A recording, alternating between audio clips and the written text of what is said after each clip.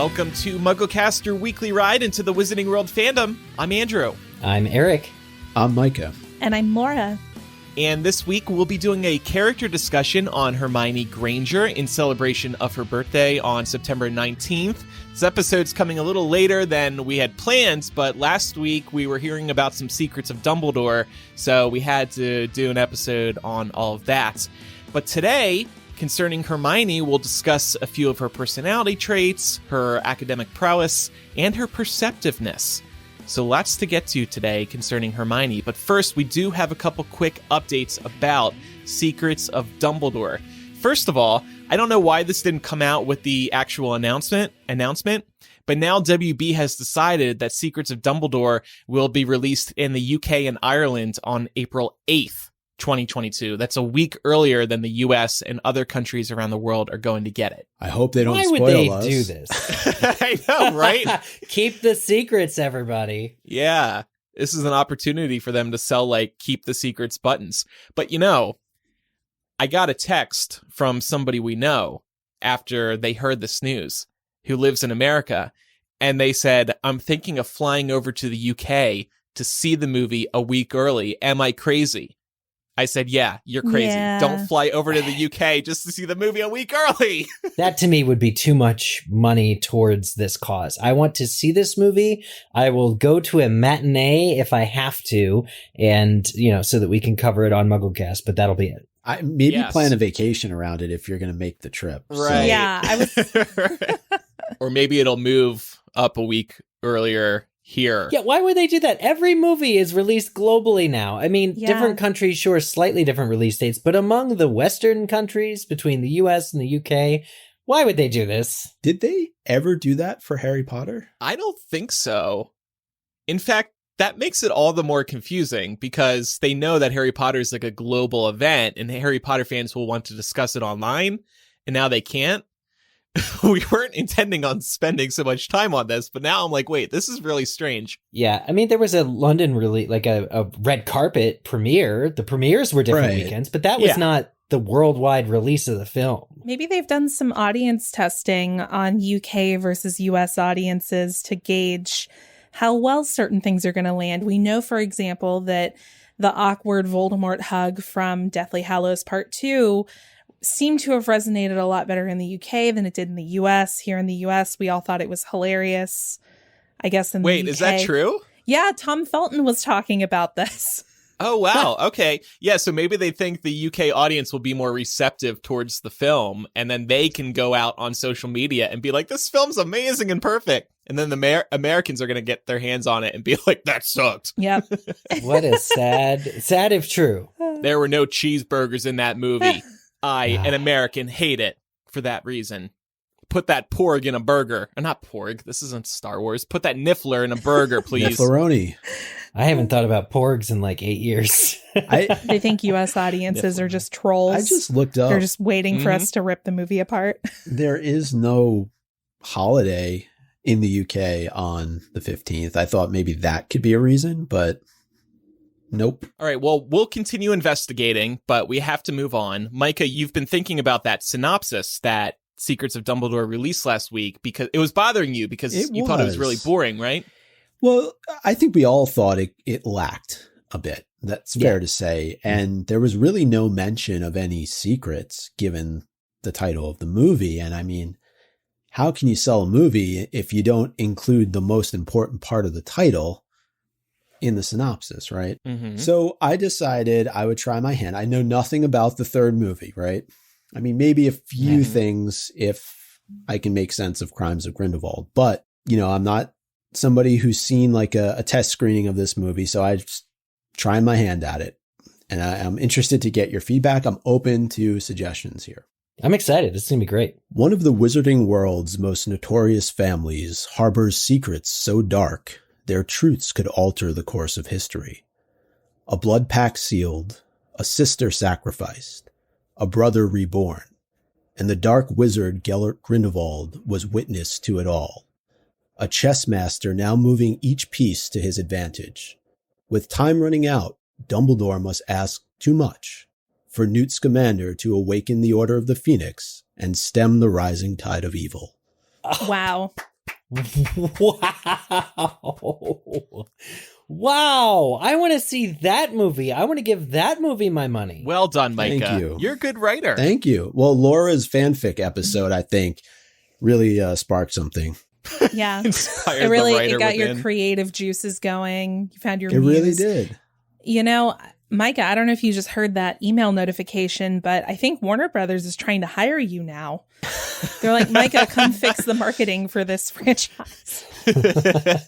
Oh, I mean, I'd be happy to. I've been going back and forth a little bit with Chris Rankin on Twitter. And so I'm kind of excited to post this and see what he thinks, because also Warner Brothers is tagged in that post. I didn't realize they were because I responded to their synopsis, but we'll see what happens. All right.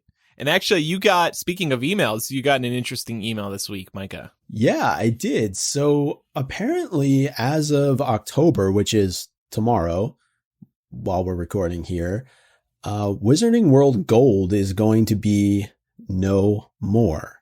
And I got an email a couple days ago letting me know this. It's actually that as of the 27th, Wizarding World Digital LLC will no longer sell Harry Potter Fan Club Gold memberships, and existing Gold subscriptions will not renew after this date. Now, we can talk about the marketing aspect of this afterwards, but I'll just read a little bit more. And I saved you all from the other 5 paragraphs that all sound very... 5 paragraphs? They're all very legal in nature. Oh, why? As your gold membership is due to expire or auto renew after the 27th, this means you will not be able to renew when your current subscription term ends, although you will still be able to access and use your gold membership benefits until the end of your current subscription, which is on the 11th of November. Yeah, remind me, what are the current benefits that you're still able to use? You get some discounts online. You got the pins at particular physical locations. You got a new physical gift every year, which I think is for 2 years. Year 1 was that journal. Year 2 may have been a pin set. They totally stole that idea from us, by the way. But yeah. Right. So, but I remember when they announced this premium membership, which was $70 to $80, we were like, that's way too expensive. And that's really not in line with what Harry Potter's about. It was just a cash grab. Mm-hmm. Well, it seems like they made it. They did it.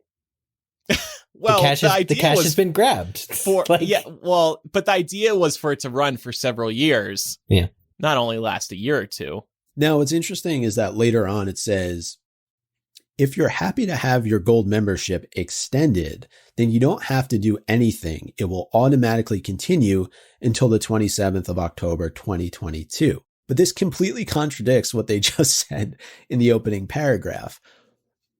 It's just very confusing. So this upcoming year will be the final year, I guess, is what they're saying. Right, at no additional charge. Oh. This is going away as a service. Yes. If you're wanting to receive the benefits for an additional year because you're upset that they're just letting you know this a couple weeks in advance, then you can renew essentially for free. Mm. So I don't think we should spend too much time on this because clearly it's been a flop.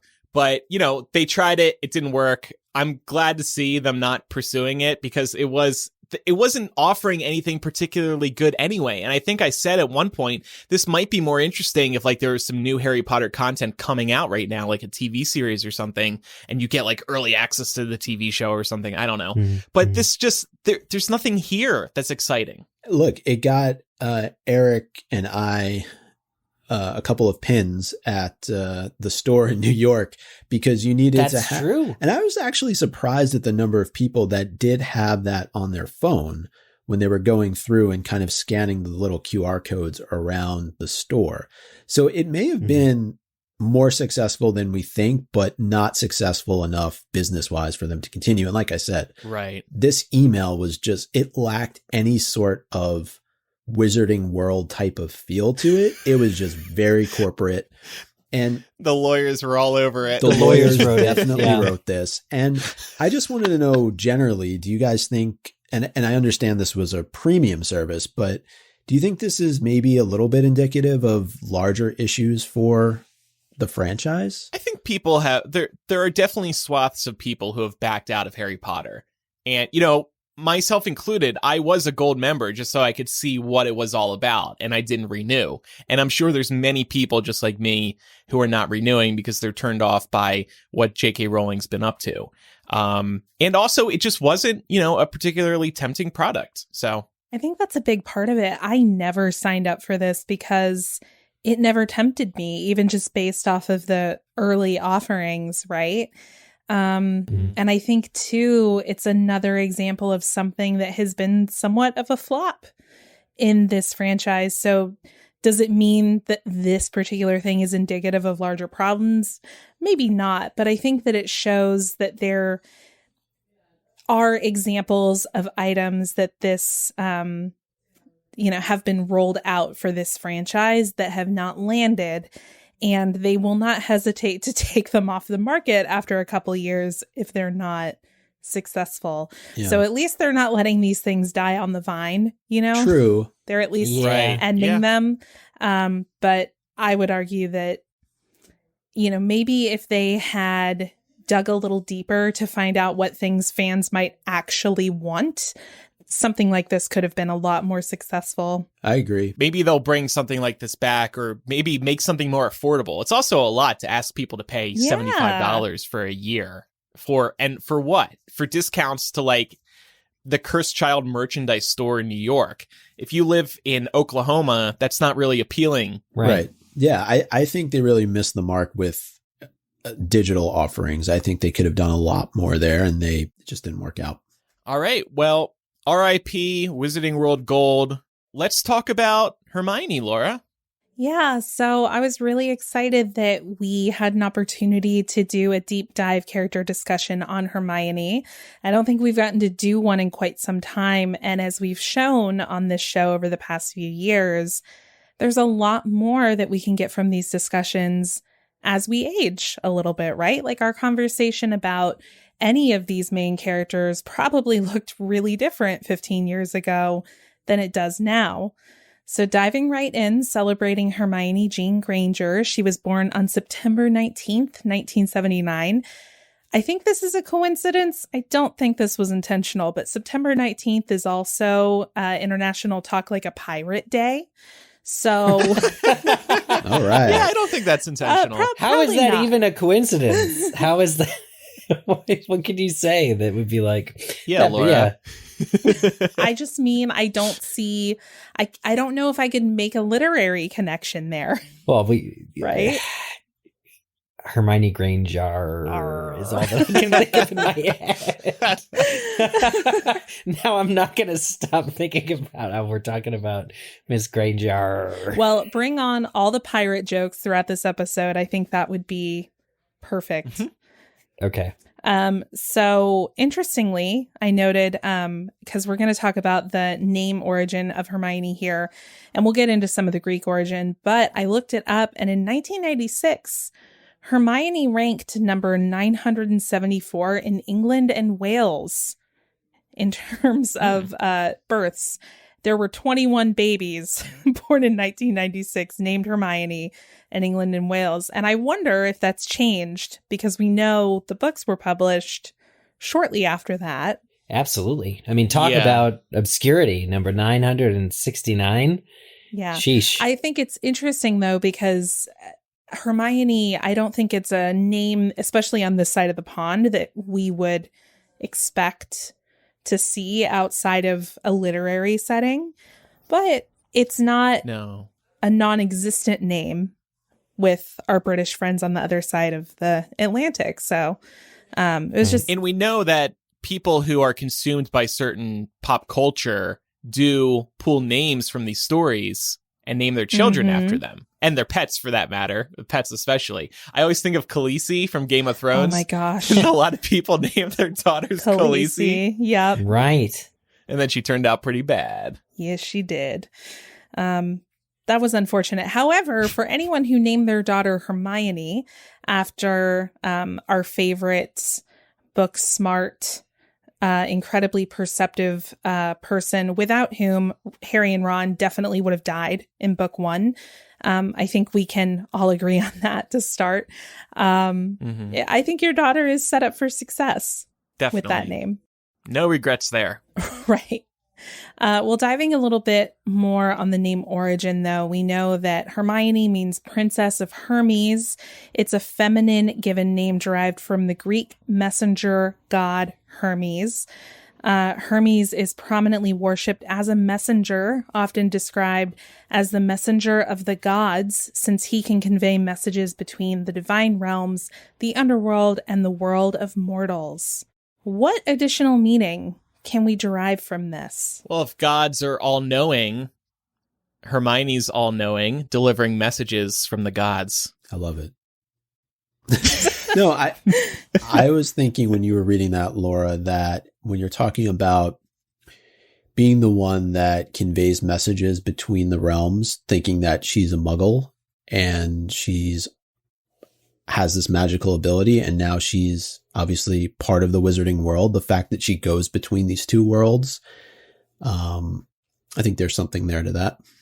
I like that a lot. She really does bridge the two worlds in a certain way. Even though Harry was raised by Muggles, Hermione's the one that's held up to be the sort of representative Muggle in the trio, because Hermione's not, the chosen one. And so she's the one with Muggle parents. She's the one that takes Muggle studies. She's the one that, and the other sort of world that she traverses is the world of learning and knowledge, which she then kind of brings the messaging to Harry and Ron of the information that she's learned. Neither Harry nor Ron are necessarily as studious as she, so she is somewhat of a messenger, I guess, in many ways, and a bridge between worlds for our heroes. Agreed. Yeah, I think that's such a great point, especially thinking about, Goblet of Fire, where she's kind of having to bounce back and forth between Harry and Ron for a while when they're fighting. I'm not an owl. Oh, sorry, impressions later, but still. Yep. Well, we know also that her boggart is failure. That's an intense boggart to have. I mean, we see it represented, or we hear about it secondhand from Hermione when she talks about how hers was Professor McGonagall telling her she'd failed all of her exams. Which, I mean, we can laugh at now, right? With time and distance from our own schooling days. But imagine. Oh, 100%. Yeah, being that young and having your boggart be failure. That's quite a load to have on your shoulders when you're that young. That might be a somewhat common nightmare that some people have here in the Muggle world. Any sort of failure. I find it very mature that her boggart would be failure at that young of an age. Mm-hmm. Because she knows what failure can lead to. She knows the importance of success. Yeah. And at that age. It actually reminded me of Newt when it's the office desk job that shows up. And right. Like, how old is he to be fearing, that? Yeah, but imagine having enough self-awareness at that age to know that about yourself, to be like, I could never work a desk job. That's the interesting thing. If Newt in particular were scared of a desk job, it means there must have been, at that early age, it means there must have been family pressure to have a desk job. Like, it makes sense for adult Newt to fear that because his brother, who's a little brother, outshines him. So for Hermione to have, at a young age, a fear of failure, it kind of makes me wonder more about Mr. and Mrs. Granger DDS, about what kind of expectations they had for Hermione. I mean, movie parents of Hermione just seem to be very supportive, jovial, etc. But I wonder if there was really a strive for results in her schooling leading up to Hogwarts, the first 5 grades or 4 forms, whatever you want to say. I wonder if they were hard on her. I wonder if because it can't all be internalized, I want to do well. Maybe her parents really did want her to be the best, and she's worried about letting them down. Yeah, could be. I also wonder, and this will be something we dive into a little later in this discussion, but to your point, Eric, I also wonder how much of it is internalized pressure based on maybe her feeling a little bit inadequate because she didn't know that she was magical. Yeah. She found out, and within the space of a couple of months of finding that out, she was expected to go off to the school that no one in her life had ever heard of. and she was expected to be able to take on this role as a witch. So we see that she's like already memorized all of her books before her first ever term at Hogwarts. And it seems like at the very least, it's fair to say that Hermione puts a great deal of pressure on herself because she's afraid of being inadequate. Yeah. To go off of that, I would say there must be something with her that drives her to want to succeed at such a high level beyond just her parents, I think. And to your point, Laura, I think a lot of that has to do with the fact that she's one of a kind, really. We don't hear about too many other witches or wizards at Hogwarts that are from Muggle parents. Right. It's just not something that's overly talked about. Doesn't mean that they don't exist, but it seems like she's on a little bit of an island by herself, and maybe she feels a very strong desire to have to prove herself as a result of that. Agreed. Right. Well, we know she's Muggle-born. She's a Gryffindor. She becomes a prefect in Book 5, and she later marries Ron Weasley. But before that, she was the only member of the trio to return to Hogwarts to complete her 7th year post-Second Wizarding War. That was something that I always found kind of interesting. You know, it is a tidbit that we find out about outside of the books. I believe that was Pottermore or Potter No More that gave us that information. Is that right? I think that's accurate. It definitely came from the author, or maybe during a chat, maybe during an interview. I find it interesting because of how optional the 7th year was presented in the books, even to us before the 7th book. So like with Fred and George just up and leaving, it kind of always seemed like maybe the 7th year was an open question. So the fact that in the books, the world erupts in all-out war, and Harry and Ron, and Hermione miss their final year of schooling, it's not a natural conclusion to say that like, oh, everyone now has to go back and retake that year. We kind of just think it's not that big of a deal. That said, if somebody did go back, it would be Hermione. Right. It's definitely in character for her. And continuing in, that line of character, we know that she works at the Ministry of Magic. She worked there to further the cause of better treatment for house elves. She was then promoted to the Department of Magical Law Enforcement, where she dedicated herself to eradicating old laws that were biased in favor of purebloods. And by 2019, she became the Minister of Magic. Pretty massive accomplishment. Which is what, definitely. We learned that last bit about her becoming the Minister of Magic in The Cursed Child. And I went to the very first public showing of that play. And when she announces that, the crowd just erupted. Everybody was just so excited to hear that. That's one of those memories that will like always stick with me. Just the way Noma delivered that line, and then everybody went, ah! Again, it's a really natural piece of character progression for Hermione. And I don't even think that you could argue that it's fan service because it just fits. Yeah. It just fits. It's just right. Well, I wanted to peel back the layers of Hermione's academic prowess to kind of go a little deeper, learn a little more about her. And I thought we could start with her decision to return to Hogwarts after the war and work our way back a little bit through the series. So why do we think Hermione felt the need to complete her education? Would it be reasonable to say that Hermione probably could have gone on and done all the other things we know she did in her career without that 7th year at Hogwarts? Yes. See, I'm no Hermione, but if I spent 6 years studying at Hogwarts and I only had one more year to actually complete, I would absolutely go back for that final year. I couldn't live with myself knowing I spent all that time studying, and we know Hermione, most of all, is, very adamant about her studies from the get-go. I can completely understand why she would want to come back. It wouldn't feel right to me to not complete my career at Hogwarts, even though I was capable of succeeding without that degree or full completion. Right. Yeah, I'm a completionist too. So even if it felt a little bit redundant to be doing a 7th year of school after I had just defeated or aided in the defeat of the darkest wizard of all time, I would still feel like I needed to go just to finish, just to check that box. And also to have a little breathing room between, fighting a war and then looking for a career. I feel like a year of school would be less pressure. Well, and also on a personal level, Hermione presumably loved Hogwarts, and in a way she was robbed of a year that everybody normally gets. So right. I would also go back simply because to get in one more year. Right. I was going to actually compare it to what a lot of students have gone through with COVID and not getting the opportunity to finish, whether it was their last year of high school or their last year of college.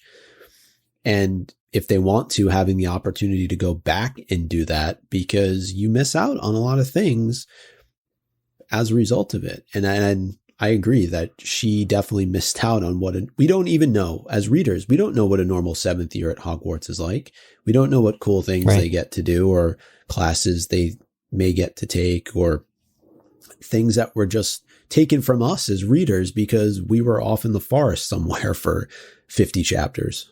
That's such a good point. Somebody write a fan fiction about Hermione's 7th year at Hogwarts, please. It's going to be awkward because all the underclassmen that we know, I was going to say the Creevies, but I'm not sure about that. But all the underclassmen are going to be she's going to be their classmates. It's going to be weird. Yeah, Hermione and Ginny will be in classes together. Oh, okay. That would actually be cool. That would be cool. How about that for a TV show? Couple people who are listening live on our Patreon right now are wondering if 7th years have senioritis. I guess I could see that. I mean, God. Yeah, I think so. Because they're seniors after 4 years. Yeah, and they're also preparing for their newts, right? That's when they take those. Yeah. It's rough. Now we know you become a prefect in the 5th year, but do you become head boy and head girl only in the 7th year? I think so. I think that's what my brain is telling me. So if you ever had aspirations to be head boy or head girl, that would be a cool kind of thing to stick around for the 7th year for. Granted, I don't know what the benefits tangibly are, but... That is correct. It's 7th years only. Oh, Eric's thanks. brain was telling him that, and fandom.com is telling me that. Smooth. Also, I think she would want a degree or whatever the equivalent is from Hogwarts. I agree with that. And the NEWTs. Yeah. I do feel like it's something that kind of rubs me the wrong way, though, where I'm like, did Harry and Ron just not get degrees? I kind of feel like all three of them deserved honorary degrees, bare minimum, after they took Voldemort down. Yeah. They're all sure. PhDs, honorary degrees from all the wizarding higher educations. Or just give them a regular degree, but then add an asterisk and then in small font be except for the 7th year, but we're just going to forget about that. It was a bad year anyway. Did they ever end up with Order of Merlin or anything like that for what they did? That's a good I'm question. not sure, actually, but I would be surprised if there was no recognition. Could you imagine? Yeah. Now I'm picturing the gold medal awarding ceremony at the end of the first Star Wars. Minister Kingsley giving them all medals. Yeah, I mean, I think if catching Sirius Black was worthy of Order of Merlin for Snape, as Fudge seemed to indicate at the end of Prison of Azkaban, then yeah, surely destroying or defeating Voldemort gets everyone the highest award. Well, digging in a little further back in the series, we kind of see Hermione's development throughout demonstrate her ability to balance personal achievement in her academics with what is necessary and urgent, which in this case is defeating evil. What would be one or two key moments in the series where we feel this shift happened in Hermione, or we saw her demonstrate this growth? The first one that jumps out at me is the troll fight in Sorcerer's Stone. She ultimately comes out and takes the fall for Harry and Ron because she knows that they came to save her. Whereas prior to that incident, she had followed them out at night, breaking curfew and saying, oh, hey, when we find Filch, we can tell him that I was trying to stop you and you can back me up. Yeah. So that was a big shift that stuck out to me from pretty early on in the series. I think once she makes that conscious decision to run with Harry and Ron, and they know that they can sort of rely on her to not be too intense about grades, I think that they begin to appreciate her finer qualities, and she begins to appreciate the difference in worlds between them. But the biggest moment where I think she actively has to make a choice between academics, you could point to her walking out of divination. But I think it's mostly in book 5 as well, when, you know, the totalitarian state that Umbridge is really trying to force onto Hogwarts just hits an apex, and Hermione needs to not only figure out how the Dumbledore's army can operate, but to convince her friend Harry, who doesn't want to be teaching, he does, but he doesn't know that he wants to, like, he needs an out for his frustration. She has to do all of the work in sort of setting him up and making that all happen. And she's doing that specifically in a way that would be completely against the rules as stated. But at that point, she does not care, because she knows that Umbridge does not have the side of goods, like, you know, wellness at heart. Great point. One moment, another Sorcerer's Stone moment that I thought of too, was when she lights Snape's cloak on fire. Oh, yeah. Love that. That's a teacher. It's a teacher, regardless of whether or not you think he's responsible for what's happening to Harry. That's a perfect example of doing what's necessary and urgent in the moment to save a friend. And who knows what the repercussions could have been for her doing that. You know, obviously it turned out that Snape was not the one that did it, but I got to imagine she threw kind of caution to the wind there to save a friend. Yeah. I like to imagine what kind of search went on for Snape to figure out who the hell lit his cloak on fire. Like, did he care? Did he Right. Well, also, I wonder who his number one suspect was. I guarantee it was not Hermione. Well, it could have been Harry, so... You don't think he would have tried to blame him anyway? Probably. X-ray vision. Could he have also considered, like, was it like Quirrell's loose cigarette, or like a loose, I don't know, something I else forgot that would Quirrell set his... smoked. That's book canon, totally. Maybe Voldemort smokes. His leg could have been severely burned, too. Like, he could have needed a peg leg. There's a pirate reference for you. Well, even earlier on, we meet a very intelligent girl who is a very strict rule follower. And I'd like for us to put ourselves in her shoes for a moment and try to defend Hermione's insufferable, know-it-all nature from her early representation in the books. And to give everybody a little reminder of our first introduction to Hermione, I've pulled this passage from Sorcerer's Stone when she's first meeting Harry and Ron on the Hogwarts Express. She says, "I've tried a few simple spells just for practice, and it's all worked for me. Nobody in my family is magic at all. It was ever such a surprise when I got my letter, but I was ever so pleased, of course. I mean, it's the very best school of witchcraft there is, I've heard. I've learned our course books by heart, of course. I just hope it will be enough. I'm Hermione Granger, by the way. Who are you?" Intense. This also sounds like Laura during her first day of elementary school. Yeah, I'm not going to lie. So... part of this conversation, it is something I wanted to bring up, that especially as a young girl reading these books, I really identified with Hermione. I don't think that I was quite as bookish as she's represented to be, and I wasn't quite such a rule follower as she is this early on in the books, but she was definitely the character that when I read the book, I saw myself in her. And we'll talk a little bit later about why that kind of representation is important. But let's talk about this version of Hermione that we see early on. Do we understand why she feels this way? Why she acts this way? I think I'm guilty of having, Meg and I call this the too much gene. And definitely when I was younger, not really understanding how you come off to others, your excitement, your raw passion, your bare bones, kind of just inner self. And that gets tempered when you grow older and when you start to interact with people, when you're in a social setting and things start to matter a little bit more. You kind of, it's not that you hide yourself away, but what we're getting in this scene from Hermione is like the unmitigated, like just complete pureness of her, because she's nervous, also because she's never even spoken to wizards before. Like, you know, I think that you're just getting this raw, unchecked feed directly into her brain, which just speaks to her excitement in her innermost self. It's a clean slate. Like all of us as kids, we're starting off on a clean slate. The world is our oyster. Nothing can go wrong. And to your point, Eric, over time, the world begins to crush you. But there was another word you used there, passion. Passion.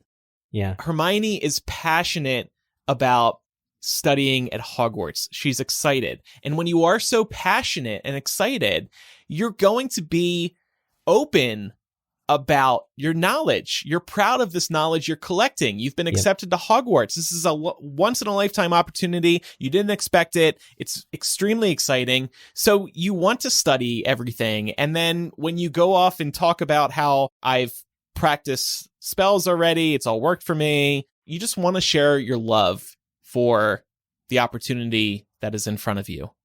That's such a great point, Andrew. I just had a flashback to how we must have sounded as new Harry Potter fans to literally anybody that would listen to us talk about Harry Potter. Yeah, I have to think about that too, because I remember as, you know, a child and a teenager, I talked about Harry Potter so much, and I obviously still do. But it doesn't quite match the level of where I was when the books were still being released. And there was a ton of theorizing happening. And I remember it was like pretty much the only thing I wanted to talk about. And I have to think that there were some adults in my life who got tired of it. But thankfully, everybody humored me. Something that also sticks out to me about Hermione, kind of based on this and based on some of the conversation we've had so far about her evolution, she's an only child, right? Mm-hmm. Yes, canonically, yes. Yeah, she's the only child of Muggle parents. So up until this moment, who has she had to relate to who can understand what she's going through? Wow. Right. Yeah, I thought it was a great point too, Andrew, about what you said. I think she's just excited. And there's definitely, I know she doesn't have any siblings, but I think when she gets into this setting, she's very eager to prove herself. And in that quote, you really see that shine through, especially because she's coming from a background where she has nothing to compare this to, right? She's trying things out. She wants to make sure that her first impression is a really good one, no matter who it's on. And she wants to show up ready. And she's got to imagine that all these other kids that she's going to be going to school with have had years of experience ahead of her just from living with wizarding families. Right. Yeah. Maybe there's a little, mixed in with that excitement. Maybe she's there's competitive. She's competitive. Maybe there's a little imposter syndrome going on because she understands there's some lived experience in this world she just doesn't have yet. I know I would feel that way if I were in her position. So I think when we get these early examples of Hermione in the books maybe coming across a little annoying, that might have more to do with Harry's perception than with her as a character, right? Yeah. Fair enough. It's like, who is this girl? Especially before she's friends with them. Especially then it's like, where does she even come from? Where does she memorize the school books already? But I'm like, but didn't we all know somebody like that? And wouldn't we have all had that same type of thought as Harry, at least initially, before we got to know her? Or if it was a guy, before we got to know him? Like, I just feel like... Absolutely. I think what you realize as you go older is passion is currency. That's really where it's all, where character is built. The foundation on which character is built is passion for something. And as a kid, you're repulsed by somebody being bolder or different than you. But as you grow older, it's like, oh shit, like this person's actually, it may be different than me, but it's it's cool. They're with it. They're interested and they follow this. It's just an interesting perspective thing that changes as time goes on, just as Harry and Ron come to quite quickly rely on Hermione for her skills. Yeah. Yeah. We could really rename each of the books after Hermione if we wanted to. And maybe that's something that we can do and revisit on a future episode, like Hermione Granger and helping Harry Potter pass the poison test to get the Sorcerer's Stone or something like that. Or Hermione what a Granger. selling point.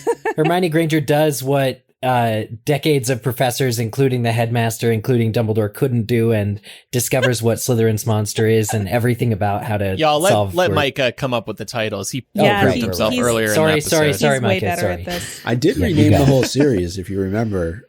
I forget what it was about, that's right. though. Is it just like making it as clean cut as possible, right? It was dumbing it down Maybe for American dumbing it down. audiences. Yeah. Yeah. Oh, that's right. That's right. I'm sorry, guys. I couldn't be as good as Micah. No, good efforts. Good efforts. Let's take a quick break because I want to tell you about this week's sponsor, Green Chef. Green Chef is the #1 meal kit for eating well.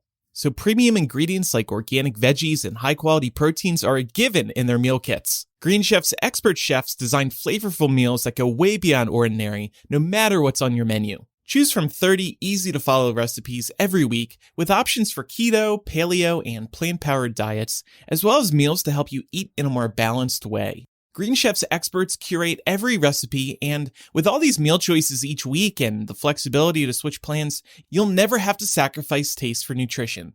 You can enjoy restaurant-quality dishes in the comfort of your own home. Just last night, I made spicy mushroom stir-fry, and it was so good. In fact, their meals never disappoint me. They offer fun twists in all their meals to surprise and delight you, and you'll be thinking of them for weeks after because they are just that good and original. It's also really fun to try some new things instead of going with your typical food flow week to week. Green Chef is now owned by our other sponsor, HelloFresh, and with a wider array of meal plans to choose from, there's something for everyone. I love switching between the two meal kits actually, and now our listeners can enjoy both at a discount. Now it's time to get you some free food. Go to greenchef.com/MuggleCast100 and use code MuggleCast100 to get $100 off, including free shipping. Again, go to greenchef.com/MuggleCast100 and use code MuggleCast100 to get $100 off, including free shipping. Green Chef is the #1 meal kit for eating well. All right, Laura, so let's talk about how perceptive Hermione is. Such a good topic. Yes. So the reason I wanted us to talk about this is because I think Hermione is hands down the most perceptive member of the trio. And I think it's that perceptiveness that allows her to be the Hail Mary in a lot of instances. It allows her to unlock a lot of the puzzles for Harry and Ron and ultimately ensure they don't die.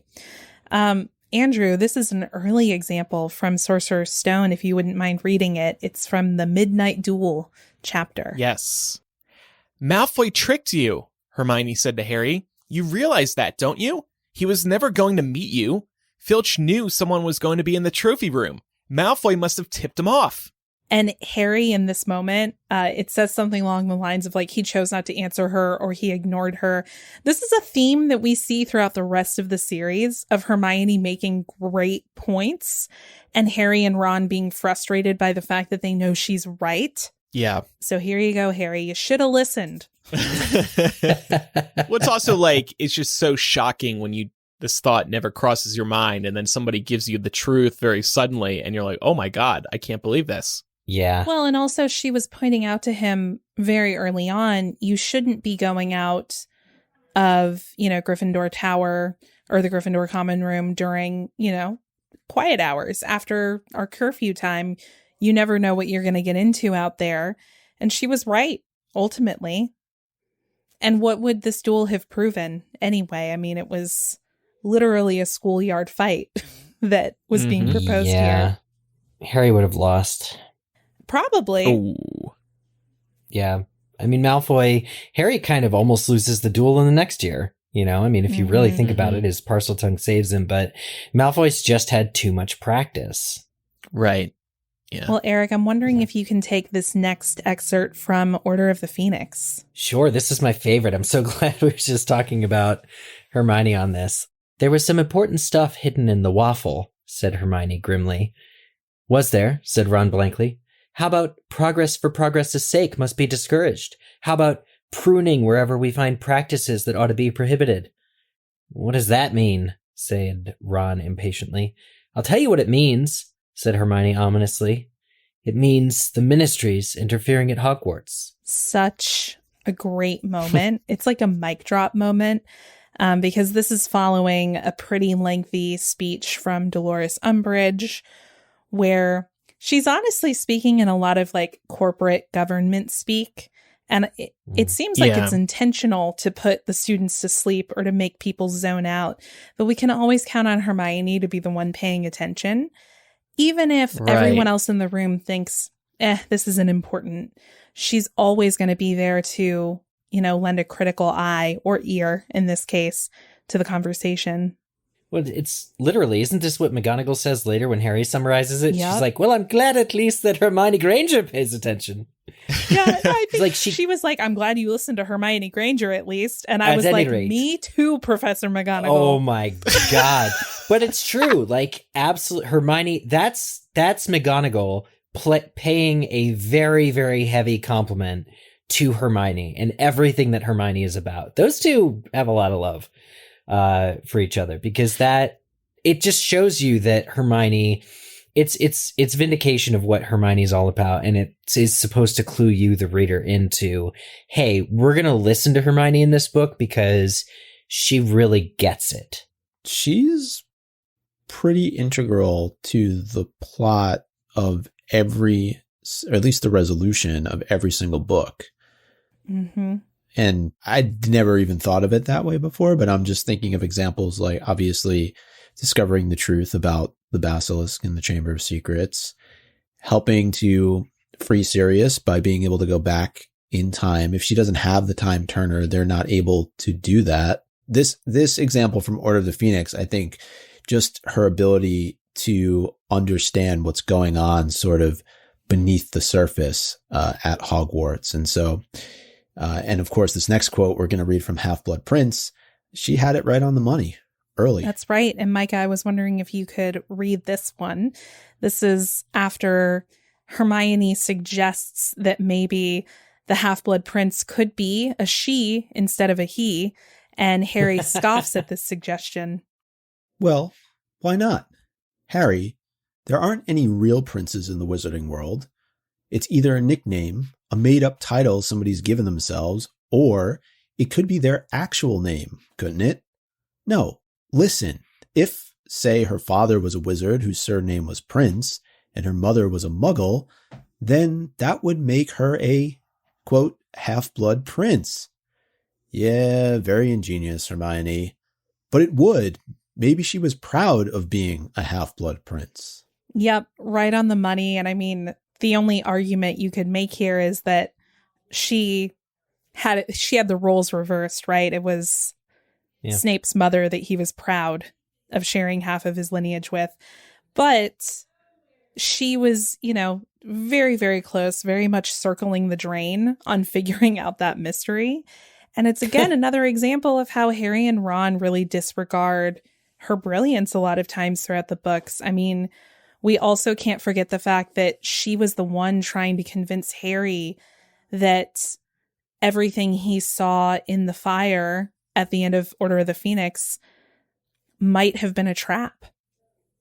Right? Yeah. And he ended up going to the ministry anyway. Oh, Sirius God, died. If he had listened to her, none of that would have happened. Yep. Oh, and I remember going through that chapter by chapter most recently, and how hard she fights just to get Harry to check. And it's unfortunate, but like, he hates her for it. He's really, really, really, really reticent to even just ask at Grimmauld Place. But they have to develop that whole plan just so Harry can be sure. And you know what? Even though Creature screws it up, it was the right call. 100%. Yeah. It made me think about when you just said that ring theory, Laura, because obviously they save Sirius at the end of Prisoner of Azkaban, but he ends up biting the dust at the end of Order of the Phoenix. Yeah, and they wouldn't have been able to save Sirius without Hermione in Prisoner of Azkaban. And if Harry had listened to her in Order of the Phoenix, he might have been spared. It hurts, doesn't it? Yeah. Yeah, it does. Well, moving on to some of the media portrayals of the character of Hermione, we of course know that she was portrayed by Emma Watson, but I thought that it would be interesting to look at a couple of ways in which Emma as a person really parallels Hermione as a character. They have a lot in common. She is quite academic herself and grappled with maintaining the busy Potter filming schedule and the pursuit of her own education. Andrew, would you mind reading this quote from David Heyman? Yeah, he said, Emma Watson in particular was quite academic and was very keen in pursuit of schooling and was wrestling a little bit more than the others. So each time there was a negotiation, it was not about a financial matter. It was really about, do I want to be a part of this? Or should I go back to my studies? I'm paraphrasing that last part. Yeah, and we know that she ended up going to Brown University for a time between, I think it was between the filming of movies 5 and 6. And I believe she took a break to finish filming and then returned to finish her studies. But that, has to have been a really tough choice, for someone who was kind of put into this position as a 9-year-old. That's how young she was when she was chosen for the role. And when you're 9 years old, you're not thinking about what you're going to be doing 10 years from now and what you may or may not be in school doing. So I can imagine that this would be a really difficult decision to maintain both of these really busy pursuits, but she did. She finished out the whole series, which is pretty miraculous, honestly, that they got through all of those movies with the original cast, with the exception of Dumbledore. Right. That's extremely impressive. You look at other franchises, and that just very rarely happens. But I also wonder if the producers sensed that Emma had some traits of Hermione when they were casting the character. I wonder if they sensed it. I think so. Probably because, she is the most Hermione in movies 1 and 2. Like, absolutely just what people say about Ivana Lynch and Luna, that's Emma and Hermione in the first 2 movies easily. It just is it just reads extremely exact. I'm sure they saw it. But it also speaks to how much, the producers cared to keep Emma on. They kind of had to, I guess, probably manufacture ways to make it worth it. If your primary motivation is not money, then you need to be presented with a better argument. And the better argument could be, this is a rewarding experience for me. How do you appeal to somebody like that? Well, you create movies that matter. You create work that is important, that, and your friendship with the cast members. And that's, I think, ultimately a summary of why the main 3 stayed with the series the whole way. But it just does speak to the movies weren't, this huge cash grab. I think everybody making them really wanted to be making the best films they could at the time. Yeah, everyone cared. And that shows. Yeah. Speaking of impressive things, Emma Watson has been a UN Women Goodwill Ambassador since 2014. And she also ran the feminist book club, Our Shared Shelf. I don't know if anyone ever checked that out. But while it's not currently operational, all of the previous recommendations that she's provided to people are still there. So if you're ever looking for some feminist good reads, feel free to check that out, and we can provide a link to it in the show notes. Yeah, that's awesome. Hermione was also portrayed by Laurence Olivier Award winner Noma Dumezweni in Harry Potter and the Cursed Child. And I thought we could take a moment here to talk about why this casting was so meaningful to readers, particularly readers who had long interpreted Hermione's race to be non-white or maybe ambiguous. And this is actually a quote by Cameron Glover from her editorial, The Cultural Significance of Black Hermione. Like many readers, I saw Hermione as a girl like myself. We had the same hair with a mind of its own. We enjoyed learning and spending our time in books. and we were fiercely loyal to our friends. But having a character I saw like myself take center stage in one of the most important books of my childhood gave me indescribable joy. Black girls are too often left out of the conversation when it comes to equal representation. Though we have a growing presence within popular media, there's still a lack of characters we can identify with that embody traits that go outside of the typical tropes we normally see associated with Black girlhood. And as someone that's not only interested in diversity within media, but as a woman of color myself, seeing Black Hermione is revolutionary. It allows me to see myself in a new light. That was a really, really big day in fandom when Noma was announced as Hermione. It was so great to see a person of color take on a lead role in Harry Potter. The Harry Potter franchise, books and films, have been very white. And so it was just so refreshing to see them cast Noma, because also Hermione is such a well-established character. And there are readers out there who read her as Black, but a lot of people didn't. And to go from seeing white Hermione in 8 movies to Black Hermione in The Cursed Child, I hate to call it risky, but I think it was risky in that there were going to be people who complained about it. But it doesn't matter. Noma was wonderful in Cursed Child. And also have to note that every Hermione in Cursed Child since Noma has also been Black. I mean, there's no going back from that. That's awesome. It's awesome. To be fair to readers who may have interpreted Hermione in this way, there's never an explicit moment in the series where Hermione is described as white. So there was a great opportunity here for the wizarding world to depict a primary character as being something other than white. And it's just sort of mind-boggling to me that was an issue for people, especially when I read, quotes like Cameron's that we just shared, showing the very deep impact that it has on other readers and other fans of the Harry Potter world. Why wouldn't you want that for somebody else? Right. Yeah. And Cameron said we had the same hair with a mind of its own. Remember, and Rowling quoted this part of the books when Noma was announced, the bushy hairline. So Rowling, in a way, did write Black Hermione into the books. It was just left up to interpretation. It wasn't one way or the other, definitively. Right. Well, coming back to Hermione here for a moment as we begin to wrap this conversation up, how do we relate to Hermione as readers? And think about how you related to her the first time you picked up a Harry Potter book versus how you relate to her now. Well, Hermione, for me.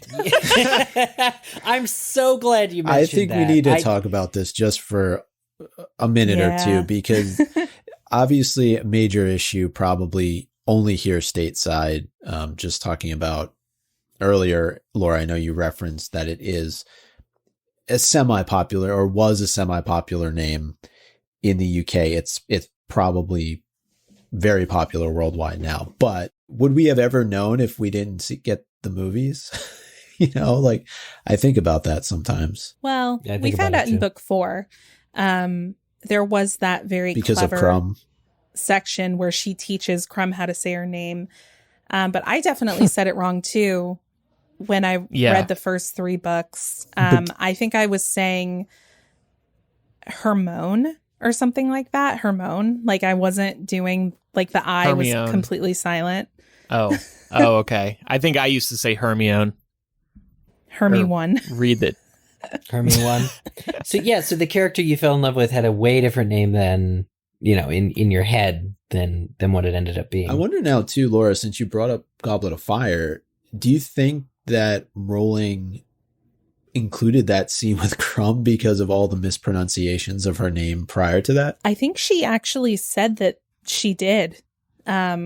That she had heard that some people were having trouble with it. So she very cleverly included that bit to help readers who may still be confused. That's where I learned it from.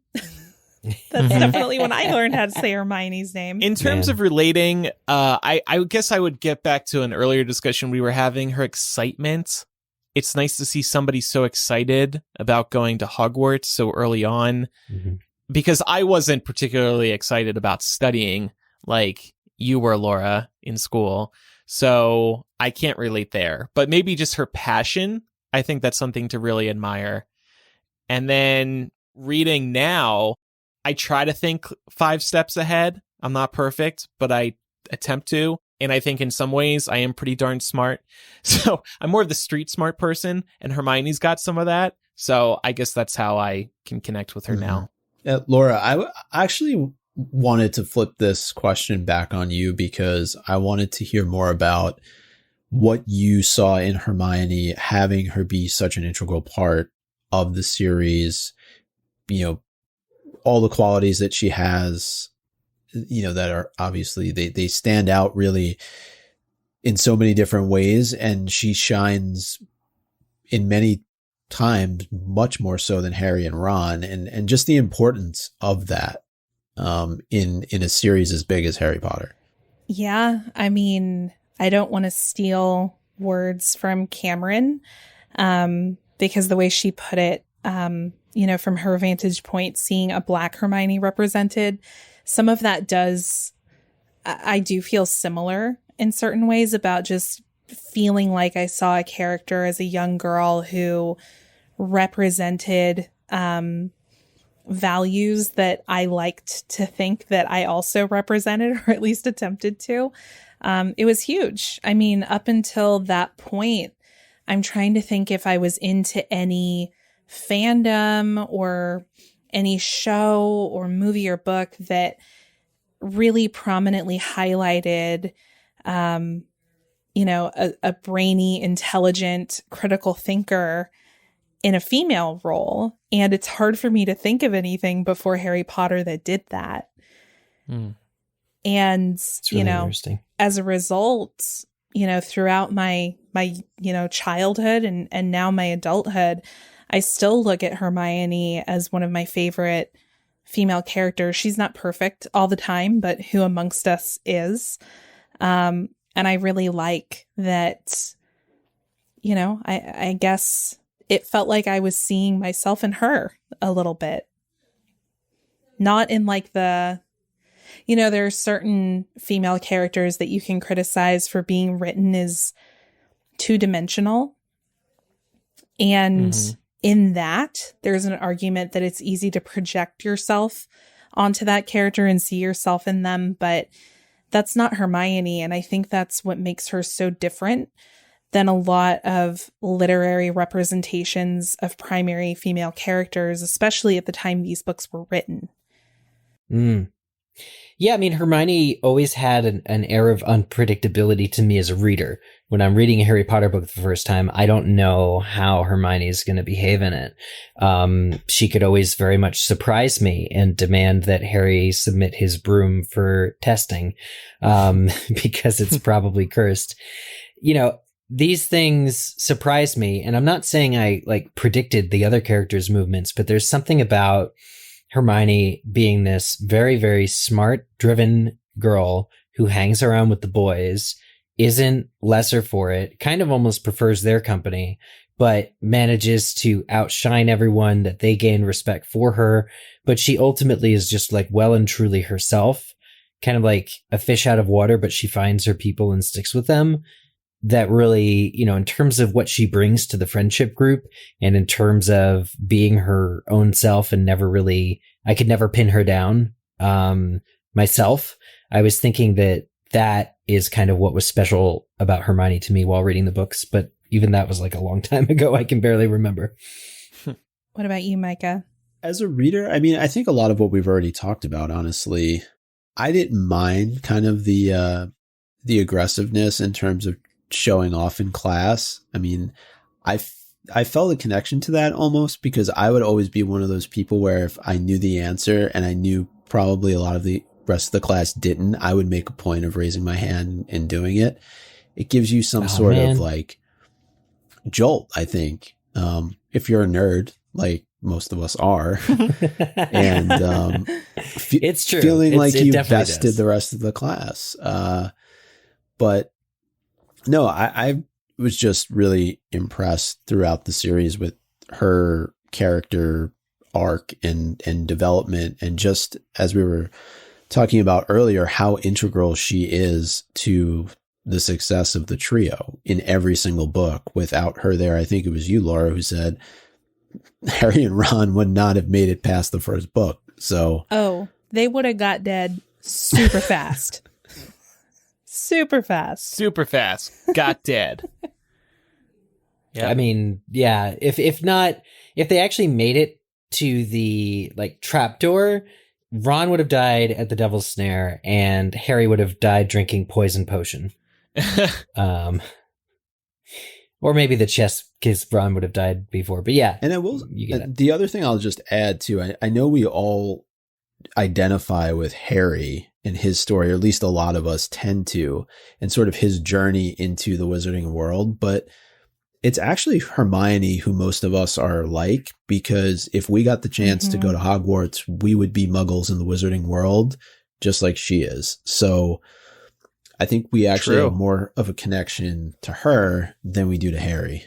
Good observation. Yeah, and I will say, I don't know if you guys ever remember the early days of fandom when people had their, Zanga Harry Potter sites where you could go get sorted, or even play on a message board. I don't know if any of y'all ever did that, but oftentimes in those kinds of role-playing games, they would ask you to identify your blood status. Like, are you Muggle-born? Are you half-blood? Are you pure blood? And I always said Muggle-born because Hermione was the character that I identified with the most from the books.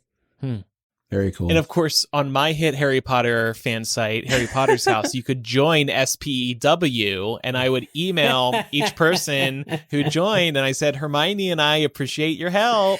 Oh, that's really cute. I love everything about that. Yeah. Okay, well, we're going to jump into some top Hermione moments. I decided, because 7 is such a big number, to make it the top 7 Hermione moments in books 1 through 7. Obviously, there are way more than 7 top moments for Hermione. So if there are any items here that we'd like to debate, we certainly can. But just running through these, starting with book 7, sacrificing her parents' memory of her to keep them safe while she saved the world. It's a big one. Andrew, you should have the ding playing after each one of these. Dumbledore's army formation and the subsequent protection of its members with the sneak hex that was put, or was it a jinx that was put on the parchment? That's the too much gene right there. Yep. Nobody asked for that permanent acne. Capturing Rita Skeeter and blackmailing her for Harry's benefit. Awesome. Oh, classic. She should have done that twice. It's so good. Figuring out Lupin's status as a werewolf and keeping it secret because she is a boss. And I'm not going to say the word that comes after that because kids listen to this show, but she's a boss. We can bleep it. Ding, ding, ding. Great ally. Being a 13-year-old time manipulating witch, sorceress, what have you. I'm glad she pulled it off, but risky. Risky. Whatever completely lackluster and inappropriate safeguards were in place to make sure that only smart people got that honor, she blew through them all. So congratulations, Hermione. Giving Harry and Ron the answer to the basilisk problem from beyond petrification. She's literally petrified and she's holding the answer in her hand. Yeah. What did the note say again? Pipes. Yeah. And then finally, something that got brought up earlier in this episode, setting Snape on fire. Pretty badass. You got to give it to her. That's gutsy. Definitely gutsy. So I thought it'd be fun because we like doing impressions on this show from the Harry Potter movies in particular, that we each do our best Hermione impression with a single classic line, ideally from Sorcerer's Stone, since the 20th anniversary of that movie is coming up. So here's my line. I think about it all the time, and I have no reason to. It's just classic.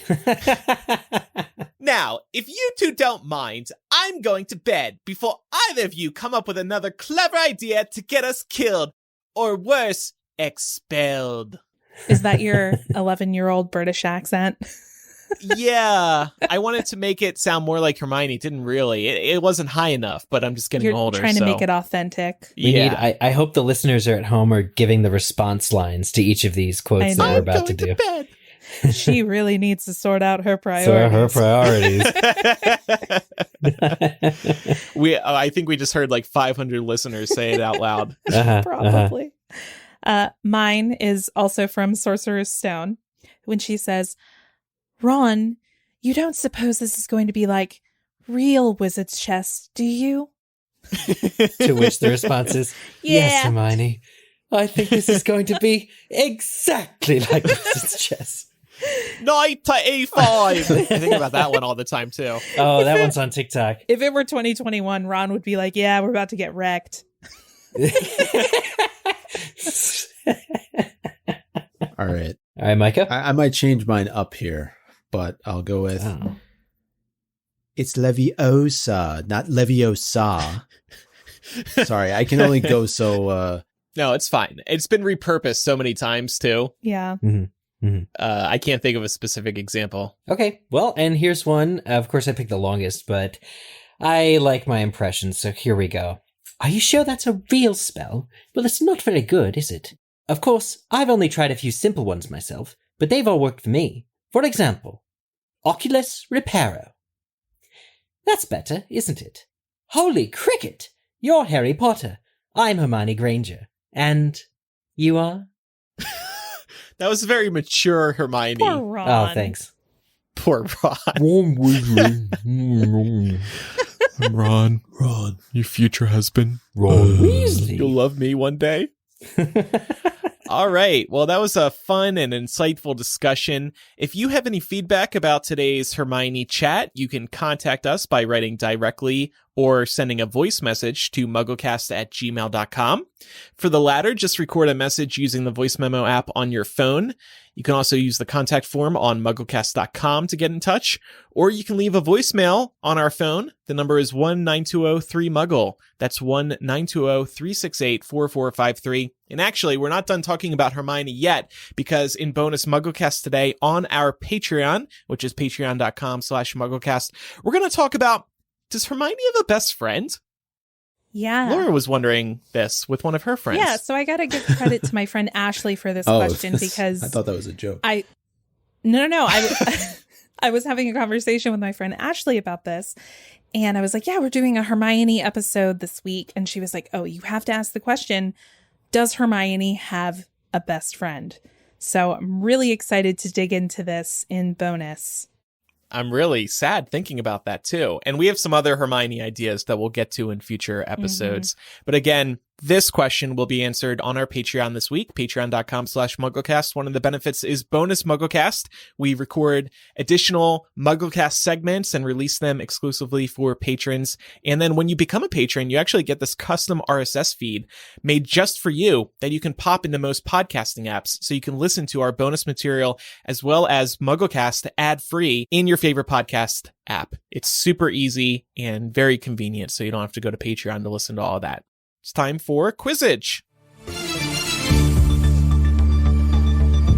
All right, here we go. Big question for everybody. Who is the main character in the Fantastic Beasts and Where to Find Them films?